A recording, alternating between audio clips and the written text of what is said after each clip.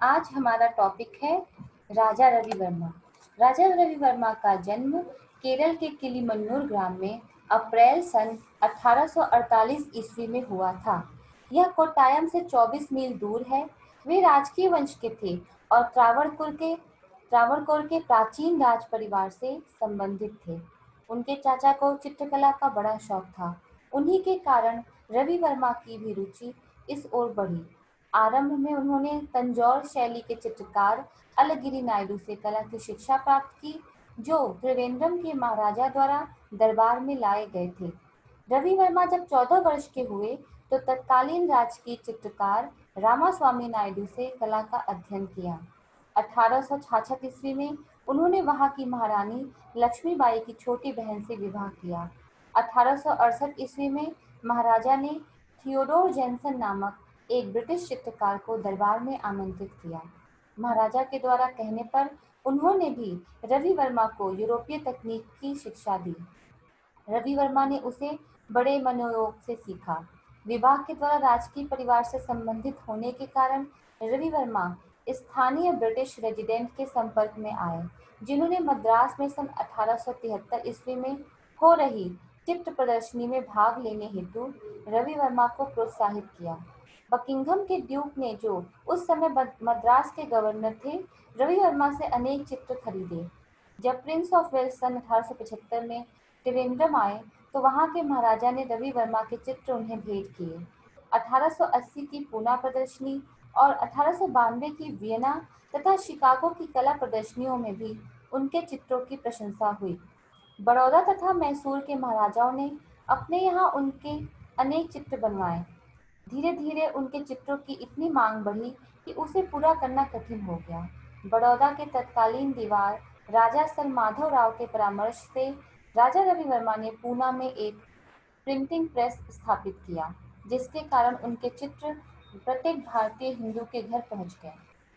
इसके पश्चात किलीमन्नूर में रहते हुए वे जीवन के अंतिम क्षणों तक चित्र बनाते रहे और 1 अक्टूबर सन 1906 को उनका देहावसान हो गया।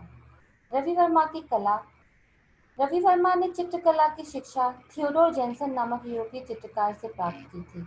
उनके दूसरे शिक्षक मदुरई के अलगिरी नायडू थे, जो तिरुवाकुर के महाराजा के आश्रय में यूरोपीय शैली में काम करने वाले कुशल चित्रकार थे। रवि वर्मा के चित्र बहुत लोकप्रिय हुए। इस लोकप्रियता का कारण चित्रों का धार्मिक होना था।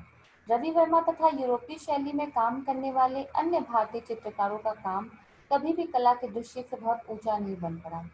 डॉक्टर आनंद कुमार स्वामी का कथन है कि राजा रवि वर्मा की अच्छी से अच्छी कृतियां भी दूसरी श्रेणी के ऊपर नहीं उठ सकी हैं। फिर भी यूरोपीय प्रभाव ने भारतवासियों को ऐसा चकाचौंध कर दिया था कि उनकी त्रुटियों की ओर किसी का भी ध्यान नहीं गया। अनेक राजा महाराजाओं ने उनकी कृतियों से अपने महल सजाए। श्रेष्ठ कलाकृतियां न होते हुए भी यूरोपीय कला शैली के प्रचार के उद्देश्य से अंग्रेज अधिकारियों ने उन्हें बढ़ावा दिया। वे किसी ऐसी मौलिक शैली के विकास में असमर्थ रहे जिसे भारतीय कहा जा सके और अन्य कलाकार उसकी उसी परंपरा का अनुकरण कर सके। रवि वर्मा की आलोचना में यह कहा जाता है कि उनके चित्र नाटकीय हैं। यह बात बहुत अंशों तक सही है। रवि वर्मा पर तत्कालीन नाटक मंडलियों का प्रभाव पड़ा था। उन्होंने प्राचीन वेशभूषाओं की खोज की थी और उत्तर भारत का भ्रमण भी किया था, किंतु अपनी खोज में वे सफल नहीं हुए थे। अतः उन्होंने तत्कालीन लोक जीवन तथा नाटक मंडलियों से प्रेरणा ग्रहण की और बहुत कुछ उसी आधार पर प्राचीन देवी देवताओं तथा पुराणों से संबंधित चित्र बनाए। रवि वर्मा का प्रयास व्यक्तिगत था। पाश्चात्य विचारधारा उन पर हावी थी, फिर भी उनके प्रयत्नों की अवहेलना नहीं की जा सकती। उन्होंने हमारा ध्यान अतीत के आदर्श महापुरुषों की ओर आकर्षित किया। वे धार्मिक होते हुए भी अंतर्राष्ट्रीय विचारों वाले थे, इसलिए उन्होंने भारतीय विचारधारा और पश्चिमी शैली के समन्वय से एक नवीन स्वरूप की संभावना व्यक्त की थी। क्या आज भी अनेक भारतीय चित्रकार भारतीय विषयों को पाश्चात्य शैलियों में अंकित नहीं कर रहे हैं, किंतु फिर भी उनकी कला ऐसी नहीं है जिस पर भारतवासी गर्व कर सके। उनके चित्रों को मुद्रित कर देने से भी उनकी कला का स्तर गिरा है, क्योंकि उस समय के छापे खाने की स्थिति के अनुसार ये मुद्रित चित्र बहुत अच्छी नहीं है। फिर भी ये तो मानना ही पड़ेगा कि उन्होंने मुद्रित चित्रों का एक आरंभिक स्तर निर्धारित किया। और उसी के आधार पर भारतीय कैलेंडर कला का विकास हुआ। रवि वर्मा को काव्यमयी कल्पना से शून्य कहा जाता है, पर बंगाल के भी अनेक कलाकारों की कृतियां अति भावुकतापूर्ण हैं, कवित्वपूर्ण कल्पना से युक्त नहीं। रवि वर्मा तथा बंगाल के पुनरुत्थान काल के कलाकारों की कला आज अप्रासंगिक हो गई है। अतः रवि वर्मा की कला का मूल्यांकन उन्हीं के युग के परिप्रेक्ष्य में करना होगा। जब रवि वर्मा ने चित्रांकन आरंभ किया था, तब मुगल तथा राजपूत शैलियों का पतन हो चुका था। दिल्ली, लखनऊ, पटना तथा तंजौर आदि में पतित और संकर शैलियां प्रचलित हो गई थी। उन्होंने तंजौर में ही चित्रांकन आरंभ किया था। अतः भारतीय कला क्षेत्र में तैल माध्यम के वे अग्रदूत के रूप में सामने आते हैं। जहाँ तक विषय वस्तु का संबंध है, बंगाल का पुनरुत्थान आंदोलन देश की स्वतंत्रता के लिए संघर्ष के उग्र वातावरण के मध्य उत्पन्न हुआ था। अतः भारत के अतीत के लिए उसमें एक स्वाभाविक श्रद्धा थी। किंतु रवि वर्मा उससे पहले के युग के हैं। उस समय अंग्रेजी साहित्य और सभ्यता का भूत बुरी तरह भारतीय सामंत वर्ग पर सवार था। ऐसे वातावरण में भारतीय भारत के प्राचीन विषयों को लोकप्रिय बनाने का सराहनीय कार्य वर्मा ने किया था। रवि वर्मा पर केरल की साहित्यिक परंपराओं का प्रभाव था, जिनमें सुंदर, हृष्टपुष्ट शहरी कुलीन नायिका के आदर्श पर साहित्य रचना की जाती थी।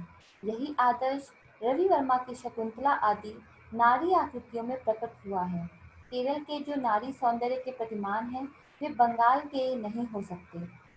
रवि वर्मा ने यूरोपीय अकादमिक पद्धति को अपने ढंग से बदला भी है। उनके संयोजन बहुत सुंदर है और उनमें लयात्मकता है। सुकेशी, श्री कृष्ण और बलराम, सागर मान भंग, रावण, सीता और जटायु, मत्स्यगंधी, शकुंतला, इंद्रजीत की विजय, हरिश्चंद्र, फल बेचने वाली, गरीबी, चांदनी में सुंदरी, हंसदूत, मोहिनी रुक्मांगद, केरल सागर तट, उदयपुर दुर्ग आदि उनके कुछ प्रसिद्ध चित्र हैं। इनके अतिरिक्त उन्होंने भारत के अनेक राजा महाराजाओं तथा सामंतों के व्यक्ति चित्र अंकित किए और स्वर्ग तथा नरक के दृश्यों का भी अंकन किया है।